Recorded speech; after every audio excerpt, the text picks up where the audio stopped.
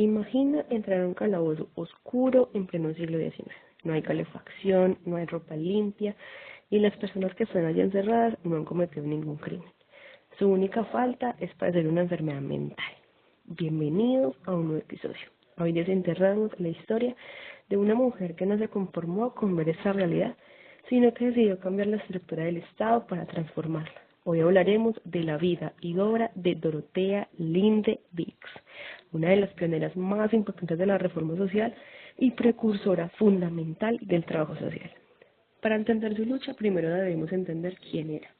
Dorothea, de nacionalidad estadounidense, nació en 1812. Su composición familiar estuvo marcada por la vulnerabilidad psicosocial. Su padre, un predicador metodista, sufría de alcoholismo y era abusivo, mientras que su madre padecía de una depresión severa. A los 12 años, Dorothea huyó de este entorno para vivir con su abuela en Boston. Esta experiencia temprana con la inestabilidad familiar, sin duda, forjó su aguda empatía hacia el sufrimiento mental. En cuanto a su educación y título, hay que situarnos en la época. Pues las universidades estaban cerradas para las mujeres y Dorothea fue mayormente autodidáctica. No recibió ningún título universitario en su juventud ni en su vida, pero su intelecto la llevó a estudiar por su cuenta y a abrir una escuela para niñas en Boston. Sus primeros trabajos estuvieron enfocados en la educación de poblaciones vulnerables. Enseñaba a niños pobres y desatendidos, pero el punto de inflexión llegó en 1941, cuando asumió el rol de maestra de escuela dominical en la cárcel de East Cambridge, en Massachusetts, trabajando directamente con una población de mujeres reclusas. Allí descubrió que las personas con enfermedades mentales estaban encarceladas junto a criminales convictos viviendo en condiciones infrahumanas. Las necesidades humanas que Dorothea buscó atender eran urgentes: protección contra el abuso físico, derecho a la higiene, alimentación, refugio adecuado y sobre todo el reconocimiento de la dignidad humana para las personas con trastornos psiquiátricos, separándolas del sistema penal. Para lograr esto, se basó en un enfoque teórico y conceptual conocido en la época como el tratamiento moral. Este paradigma rompía con la idea medieval de que la locura era un castigo divino o un defecto moral. Dix sostenía que la enfermedad mental era una condición médica curable o manejable, siempre y cuando el individuo estuviera en un entorno estructurado, compasivo, con buena nutrición y actividades productivas. Y aquí es donde brilla como trabajadora social, antes de que existiera la profesión. Pero bueno, preguntarán, ¿cuál fue la metodología que empleó en su intervención? Bueno, hoy la llamaríamos investigación para la ciencia política.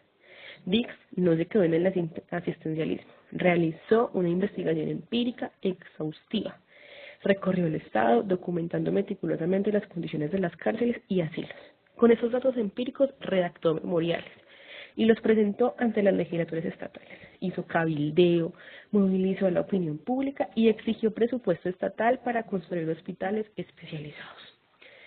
Históricamente la ubicamos en la etapa preprofesional del trabajo social, específicamente en el periodo de las grandes reformas sociales del siglo XIX. Es una precursora de la intervención macrosocial, pero el camino estuvo lleno de contradicciones y desafíos. El mayor reto fue el machismo estructural.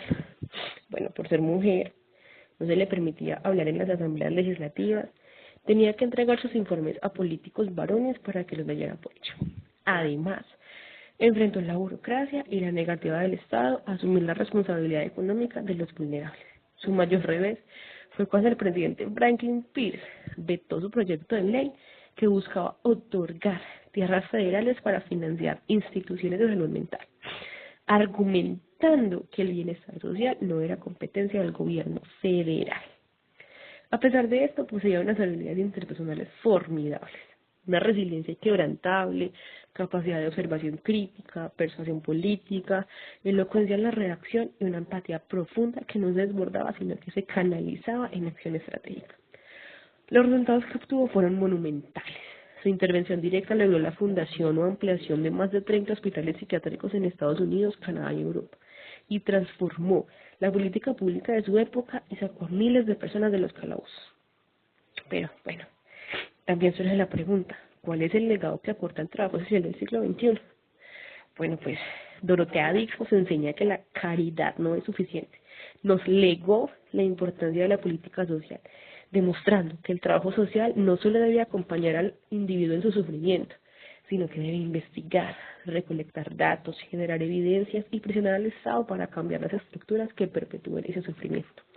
En una era donde la salud mental sigue siendo un reto de salud pública, su enfoque de derechos y dignidad sigue siendo nuestro norte. Soy Angie Franco y esto fue una mirada a las raíces de nuestra profesión. Hasta la próxima.